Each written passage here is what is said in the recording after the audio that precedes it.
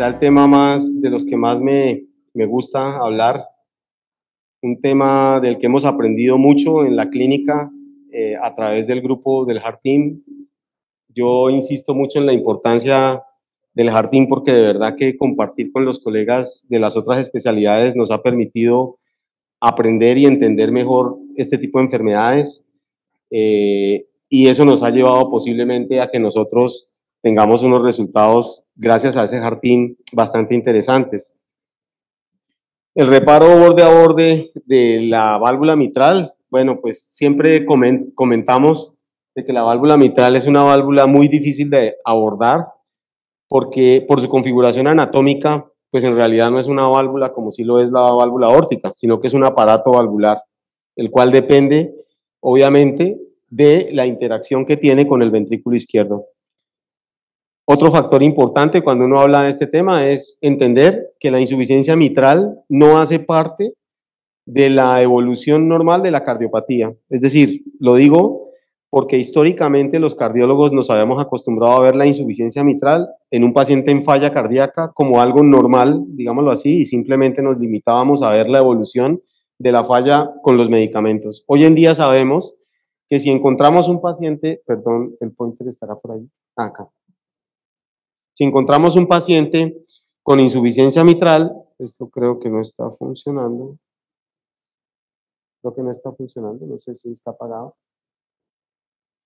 Vamos con este. Si encontramos un paciente con insuficiencia mitral en cualquier momento en una disfunción ventricular izquierda, en la medida que esa insuficiencia mitral sea moderada o severa, definitivamente la supervivencia del paciente va a caer de una manera dramática.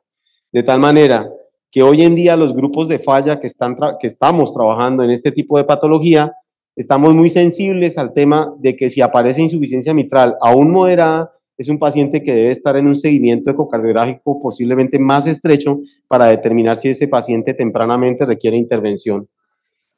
La forma como se afecta la válvula mitral cuando hay compromiso de la función ventricular izquierda, pues por todos ustedes es sabido que en la medida que se dilata el ventrículo izquierdo por la configuración del aparato valvular, tiende a haber una distensión del aparato valvular y eso hace a su vez que las válvulas no coapten adecuadamente y parece que eso desencadena una respuesta inflamatoria sobre las válvulas que hace que al mismo tiempo la válvula empiece a enfermarse per se.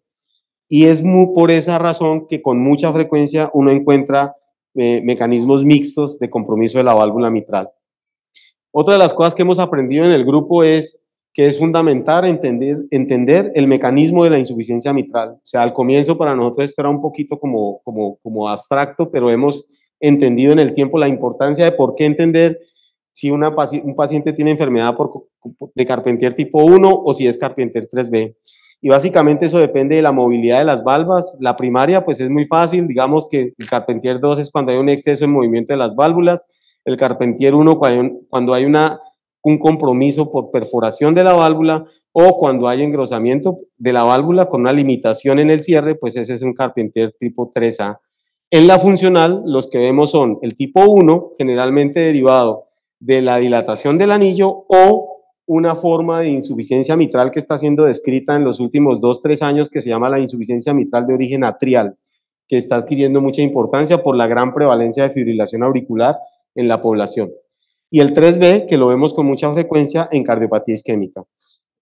También, y eso fue algo interesante, las guías se pusieron uniformes el año pasado en cuanto a los parámetros ecocardiográficos. Ya no hay la diferenciación entre funcional y primaria y ya los parámetros de severidad de la insuficiencia mitral son igual para un escenario o para el otro. Eso fue muy importante porque eso llevó a que en un estudio como el MITRA-FR se escogieran unos pacientes y en el COAPT se escogieran otros. La importancia del Heart Team, que siempre lo decimos, eso es súper clave en estos grupos porque una de las cosas que más se insiste es que estos pacientes deben ser manejados por el grupo de falla cardíaca, se les debe manejar enfermedad coronaria si se les encuentra antes del procedimiento, deben estar en dosis óptimas máximas de tratamiento antifalla cardíaca, incluidos los 4 fantásticos, como hablan ahora los especialistas de falla. Clave la resincronización cuando hay bloqueo de rama izquierda. Si el paciente tiene bloqueo de rama izquierda, prácticamente es un paciente que debe ser valorado por electrofisiología para ver si la resincronización mejora o no la situación. Se ha visto que hasta un 45% de los pacientes con bloqueo de rama izquierda mejoran en la insuficiencia mitral, pero no quiere decir que si un paciente se resincroniza, la insuficiencia mitral va a mejorar. Por eso el seguimiento de esos pacientes es clave, y si en 2 o 3 meses, a pesar de la resincronización, no mejora la insuficiencia mitral, se debe considerar tempranamente la intervención. De hecho, muchos de los que hemos hecho nosotros ya venían resincronizados. Siempre valoración por cirugía, porque hay que tener presente que estos tratamientos de terapia borde a borde, tanto en mitral como en tricúspide, son alternativas de tratamiento a pacientes que no se pueden operar. Y si el grupo quirúrgico tiene experiencia y es un grupo que trabaja fuerte en este tipo de pacientes, pues digamos que si ellos lo operan, es la primera opción. Sin embargo, lo que hemos visto, nosotros tenemos un grupo de cirujanos muy hábiles y muy fuertes en intervención mitral. Lo que hemos visto en estos pacientes que son pacientes de muy alto riesgo, que generalmente el riesgo quirúrgico se vuelve muy alto y a ellos no les gusta operar este tipo de pacientes. Y obviamente la anatomía favorable por eco. Ustedes ya han visto esta gráfica donde obviamente uno quisiera siempre tener un jet central con una área valvular mitral por arriba de 4, valvas por arriba de 10, sobre todo la posterior, que es la que más limita, un ancho del gap, un ancho del flail del 10 milímetros o menos, y un ancho de ese mismo flail de menos de 15 milímetros. En la medida en que se va adquiriendo experiencia en el centro, obviamente se va pasando a escenarios cada vez más complejos, ¿cierto? Pero hay rangos en los cuales definitivamente uno no puede pensar en este tipo de terapias. Y esos son los pacientes en los cuales hay calcificación severa, áreas valvulares mitrales por debajo de 3, donde hay compromiso en alguna de las valvas de tipo perforación, donde hay clefts, aunque hay descritos grupos que se meten a hacer clefts, nosotros no hemos hecho eso. Cuando hay doble lesión de tipo reumático, son escenarios en los cuales las terapias borde a borde no tienen ningún tipo de cabida. Los 2 dispositivos que están aprobados en este momento en el mundo para su uso, ya hay otros en Asia que están empezando trabajos, pero los que nosotros conocemos, digamos, y tenemos data, son el MitraClip y el Pascal. El MitraClip ya va en la 4ª generación, que nos trajo pues estas posibilidades de tratamiento, el NT y el NTW, y el XT, el XTW, con la posibilidad de grapeo independiente, que es algo que tiene el Pascal. Y el Pascal de diferente lo que tiene es un espaciador, que ellos pues lo manifiestan como una ventaja en teoría para poder hacer un mejor control del agarre de las valvas. Eso ha permitido que nosotros podamos abordar diferentes escenarios de acuerdo a la anatomía de la válvula con cada uno de los clips que tenemos disponibles. Hay escenarios en los cuales vamos a preferir unos clips cortos y otros escenarios en los cuales vamos a escoger unos clips largos. Complicaciones, afortunadamente es un procedimiento muy seguro, donde la posibilidad de complicaciones en manos expertas es muy baja, entonces eso hace también que sea una terapia que se pueda ofrecer con tranquilidad a los pacientes. ¿Qué nos ha enseñado en breve este par de estudios que fueron los que permitieron entender mejor la enfermedad? El MITRA-FR y el COAP. Aquí vemos las 2 cohortes comparadas al año, como el MITRA-FR, como ustedes ya saben, no mostró diferencia entre un grupo y el otro, mientras que el COAP sí. Y esto es algo muy interesante porque vamos a ver ahora más adelante algo de la vida real respecto a esto. En general, estos pacientes, como eran criterios de Europa, se consideró que eran pacientes posiblemente más dilatados, con insuficiencias mitrales menos severas o con una proporción de insuficiencias mitrales que llamamos nosotros ahora proporcionadas mayores que los pacientes del COAP que posiblemente tenían más desproporcionalidad comparado contra los del MITRA-FR. El hecho es que el COAP permitió como entender que definitivamente intervenir la insuficiencia mitral tenía un factor pronóstico positivo en cuanto a disminución de muerte o hospitalización por falla. Esto se mantuvo en el seguimiento a 3 años y recientemente en este año aparece la publicación del seguimiento de 5 años en el cual se sigue manteniendo esa diferencia. Sin embargo, es interesante ver en este reporte cómo ellos ya consideran los pacientes que tuvieron crossover. Ellos no permitieron crossover en los primeros 2 años, pero después de los 2 años, los pacientes que estaban en terapia médica se les daba la opción de ser pasados al grupo de intervención. Y curiosamente se observa cómo esos pacientes que están aquí señalados en naranja, rápidamente se separan del grupo que no tuvo intervención con MitraClip, lo cual quiere decir que aún interviniéndolos más tarde, se beneficiaron también de la terapia. En el seguimiento a 5 años se observa cómo la mayoría de pacientes conservan un estado funcional bueno, sin embargo llama la atención cómo en el tiempo va cayendo la proporción de pacientes porque obviamente son pacientes con disfunción ventricular izquierda que su pronóstico pues sigue siendo adverso a pesar de que se mejore un poco con la terapia con el clip. El sostenimiento del resultado fue muy bueno en el seguimiento a 5 años. La mayoría de pacientes con una insuficiencia mitral leve prácticamente en la mayoría de los casos. Y podemos sacar estas conclusiones de este seguimiento a 5 años. Hay un efecto positivo de la terapia en toda la población, en todos los subgrupos en cuanto a mortalidad y hospitalización por falla. Hay una mejoría clara en los síntomas. El reparo es duradero de la insuficiencia mitral, o sea, dura en el tiempo. Es interesante que el grupo crossover se benefició de la terapia a pesar de que se hizo después del segundo año y que un gran porcentaje de pacientes que estaban en el brazo de manejo médico terminaron siendo tratados con terapia intervencionista. El pronóstico de los pacientes tratados en el grupo control mejora, eso es algo interesante cuando se intervienen. Sin embargo, la mitad de los pacientes en el grupo control habían muerto en los primeros 2 años, o sea, la mortalidad de estos pacientes es muy alta claramente y obviamente prácticamente que a estos pacientes se les debería ofrecer algún tipo de intervención sobre la válvula mitral. Esto hace pensar que estos pacientes deberían ser tratados tempranamente, ya hay estudios en curso que quieren evaluar eso. Los eventos adversos siguen siendo altos a pesar de la terapia, porque obviamente estamos hablando de un grupo de pacientes de muy alto riesgo por disfunción ventricular izquierda. Hay que avanzar más en el desarrollo de terapias posiblemente de manejo médico. Hay que tener en cuenta que en este estudio no se consideraron o no se usaron inhibidores del cotransportador de sodio glucosa, que hoy sabemos que es parte estándar del manejo de falla cardíaca, pero pues para ese momento no estaba disponible la data de esos medicamentos. Entonces digamos que ahí queda ese interrogante a ver si eso también podría impactar. Y también hay que tener presente que este estudio se hizo con el MitraClip de generación anterior y obviamente la experiencia ahora con el nuevo clip, los nuevos clips ha sido pues mucho mejor. Aparecen estos dos conceptos que hablaba ahora, la insuficiencia mitral proporcionada y desproporcionada, y básicamente lo que quiere decir es la insuficiencia mitral desproporcionada es aquella en la cual la insuficiencia mitral es mayor respecto al compromiso de la función ventricular comparado contra la proporcionada. En la medida que un paciente se vaya dilatando su ventrículo, va a tener un momento en el cual la insuficiencia mitral generalmente puede ser moderada o inclusive severa, pero ya el ventrículo está tan dilatado que obviamente esa insuficiencia mitral, digamos, ya está muy avanzada por el compromiso de la función ventricular izquierda. No así en el paciente que tiene una insuficiencia mitral desproporcionada, y aparece este parámetro que todavía no está homologado, pero nosotros lo utilizamos en nuestro grupo con la ayuda del ecocardiografista que nos soporta en esta parte, en el cual tenemos una relación del área o del orificio regurgitante de la insuficiencia mitral comparado contra el volumen de fin de diástole del ventrículo izquierdo.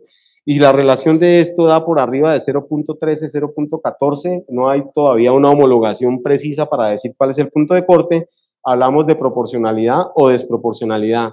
Y en la medida que estemos sobre la parte de desproporcionado, cualquier intervención que hagamos, incluida la terapia médica, va a impactar más que en los grupos de pacientes que tienen insuficiencia mitral proporcionada. En este artículo está resumido esto, que esto me parece muy importante si lo quieren profundizar, en el cual se ve cómo definitivamente el punto de corte de 0.13, 0.12 quizá, es el que nos va a dar qué pacientes están desproporcionados y qué pacientes están proporcionados, porque obviamente se van a beneficiar mucho más de la terapia aquellos que están desproporcionados que los proporcionados. Eso no quiere decir que los pacientes que tengan una insuficiencia mitral proporcionada no se puedan beneficiar, pero lo que sí hemos aprendido en el tiempo es que posiblemente esos pacientes que ya tienen un compromiso más severo de la función ventricular van a tener impacto posiblemente en la calidad de vida, que es lo que hemos visto, más no en la posibilidad de supervivencia. O sea, si uno quiere afectar en mortalidad, lo más clave es llegar en el momento en que la insuficiencia mitral es desproporcionada. ¿Qué hemos ido aprendiendo en el tiempo? Esta es una publicación reciente de un grupo alemán en el cual ellos ya se atreven a hacer la clasificación de la enfermedad valvular, así como se hace en enfermedad valvular aórtica, de acuerdo a estadios, si es 1, 2, 3 o 4.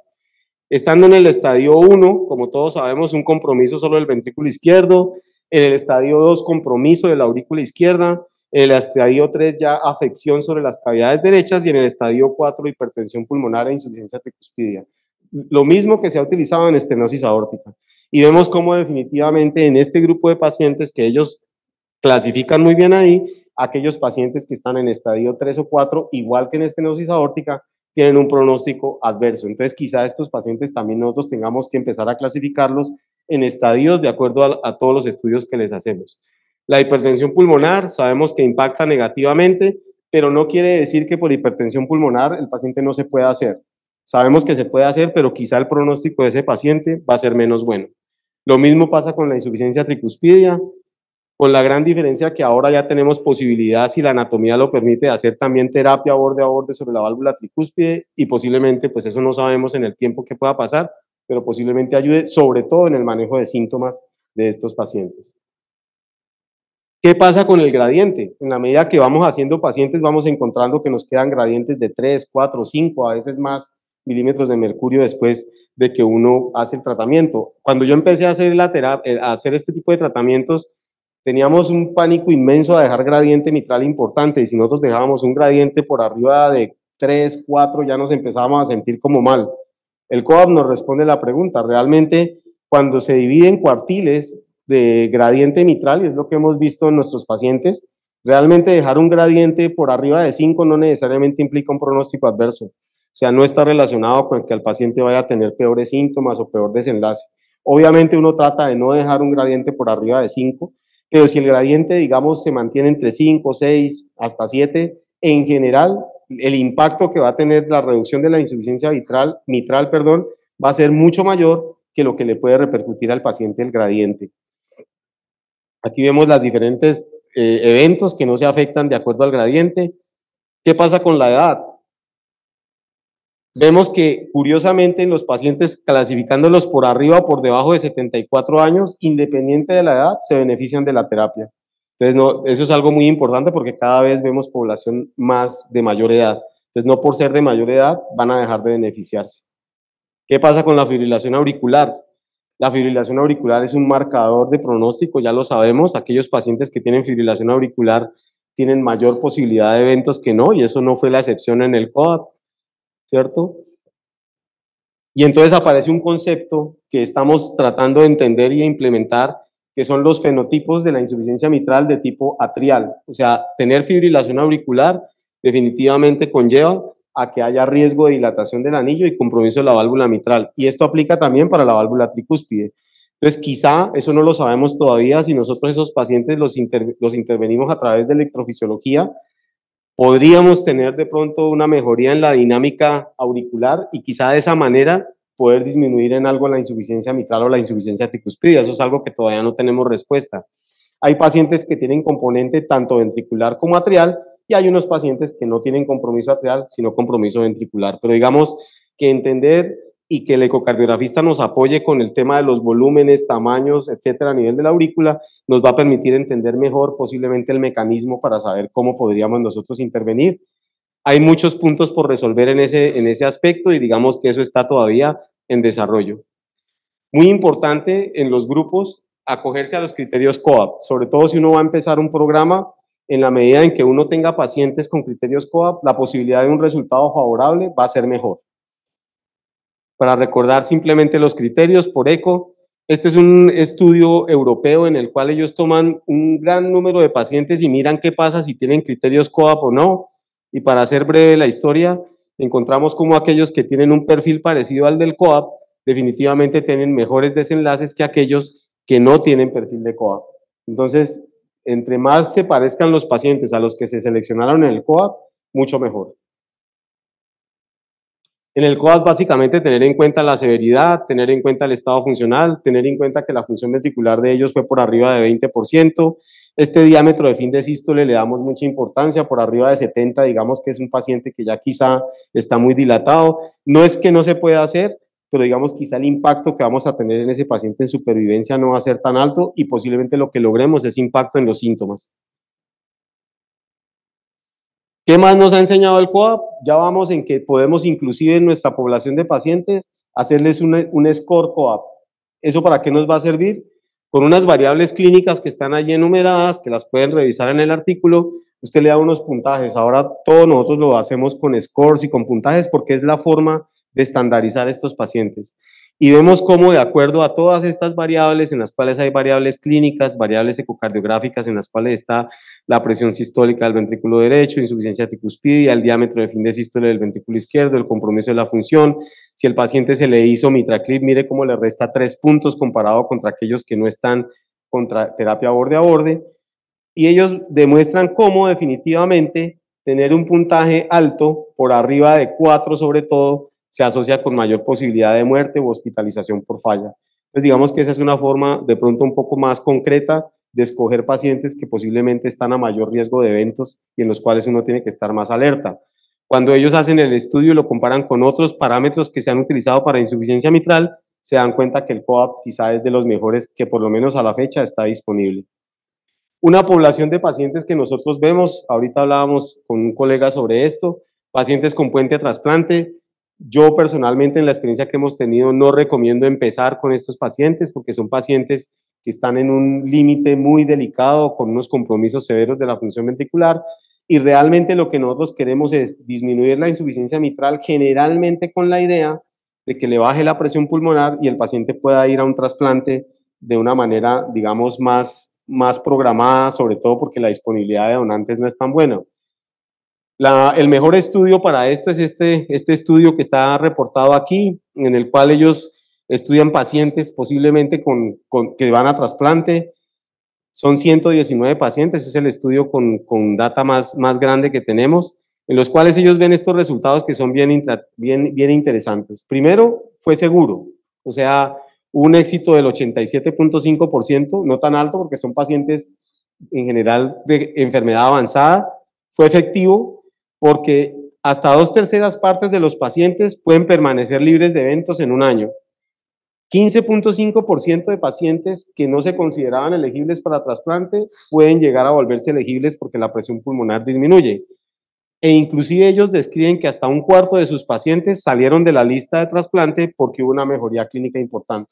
Entonces digamos que la gente de falla a esto le ha dado mucha trascendencia y mucha importancia porque obviamente resuelve el problema de los tiempos de espera, sobre todo que no están tan breves.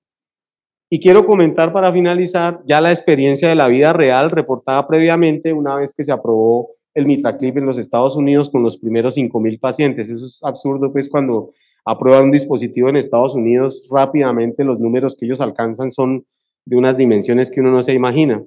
Entonces, este es el reporte de los primeros 5,000 pacientes con insuficiencia mitral secundaria.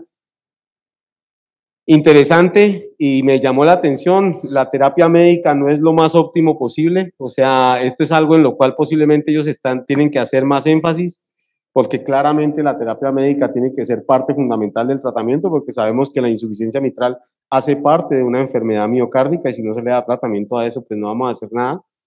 Pero lo más importante, digamos desde el punto de vista del resultado, es que el COAPT-PASS, que está en azul, realmente mostró un resultado muy parecido al de la prueba randomizada del COAPT. Entonces ellos proceden después a mirar qué pasa con los pacientes. Aquí, perdónenme. Cuando toman solamente aquellos pacientes que tienen criterios COAPT, comparados con aquellos que se parecen más a lo del grupo de MITRA-FR. Y en el grupo de MITRA-FR, que es este grupo, vemos cómo el COAPT-PASS muestra que de todas maneras, cuando se compara con el trial del MITRA-FR, los resultados son mejores en la vida real. Y posiblemente eso está dado porque, uno, la tecnología ya es mejor, es tecnología de generación 4, y dos, en el MITRA-FR la reducción de la insuficiencia mitral, y eso es algo que uno revisa cuando uno revisa la data, no fue tan impactante en cuanto a reducción de la insuficiencia mitral como sí lo es los estudios después del COAPT. Nosotros ahora prácticamente que si no dejamos una insuficiencia mitral leve, no consideramos que el procedimiento sea realmente exitoso. Se asoció esto, por supuesto, con disminución en la severidad de la insuficiencia mitral, muy parecido a lo del estudio clínico, mejoría en el estado funcional, y esto aplicó tanto para los pacientes que tenían perfil COAPT como para aquellos que se parecían al MITRA-FR. Aquí está un resumen donde ustedes ven que hay un número de pacientes MITRA-FR importante, de 917 pacientes. La tasa de implante fue muy alta, la mejoría en calidad de vida fue muy buena, Y miren cómo aquí está la prueba del Mitra-FR, que no mostró diferencia entre los dos, la prueba del COAP, los pacientes del registro del COAP PAS que se parecen al Mitra-FR, cómo tienen una tasa de eventos comparativamente, si pudiera decirse así, menor que lo que históricamente se reportaba en el Mitra-FR. O sea que posiblemente la técnica también ha mejorado, eso quizá hace que los pacientes desde el punto de vista funcional también mejoren mucho.